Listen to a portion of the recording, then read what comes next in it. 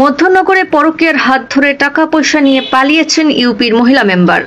সুনামগঞ্জের মধ্যনগর উপজেলার ১ নং বংশীকুণ্ডা ইউনিয়নের ৭, ৮, ৯ নং ওয়ার্ডের মহিলা সদস্য রাশেদা খাতুন গত ৩ জানুয়ারি পরকীয়ার হাত ধরে নগদ টাকা পয়সা নিয়ে পালিয়েছে। এলাকায় সমালোচনার ঝড়।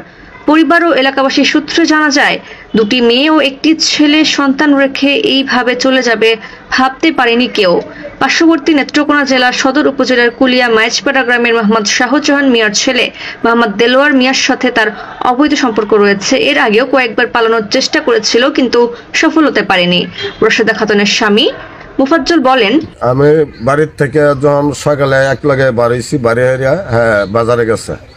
বাজারে গিয়ে আমার কইতাছে দোকানদারি করেন, আমি আসতেছি, আমি একটু এতে যাবো।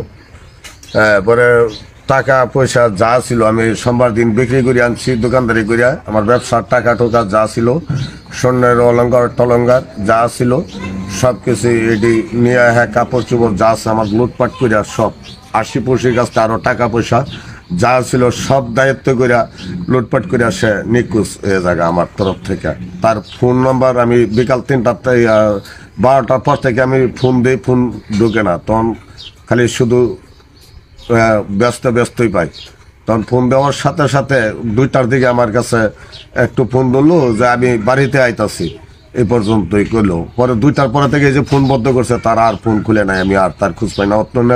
আত্মীয় স্বজন যা আছে সবার বাড়িতে আমি খুঁজলাম, বিভিন্ন জায়গায় গেলাম, বিভিন্ন জায়গাতে খুঁজা আমার টাকা পয়সা যা ছিল সব শেষ। আমি এই 2টা বাচ্চা হলে কি করে আমি বাঁচছি। এই বিষয়ে মোহাম্মদ দেলোয়ার এর সাথে মোবাইল ফোনে কথা হলে তিনি বলেন, রাশেদা খাতুন কোথায় আমি জানি না। এই বিষয়ে রাশেদা খাতুন এর মোবাইলে ফোনে যোগাযোগ করলে বন্ধ পাওয়া যায়, তাই তার বক্তব্য নেওয়া সম্ভব হয়নি। রাশেদা আক্তারের স্বামী সন্তান সকলের সহযোগিতা কামনা করে বলেন, আপনারা যদি রাশেদা আক্তারের সন্ধান পান, অনুগ্রহ করে আমাদের সঙ্গে যোগাযোগ করবেন।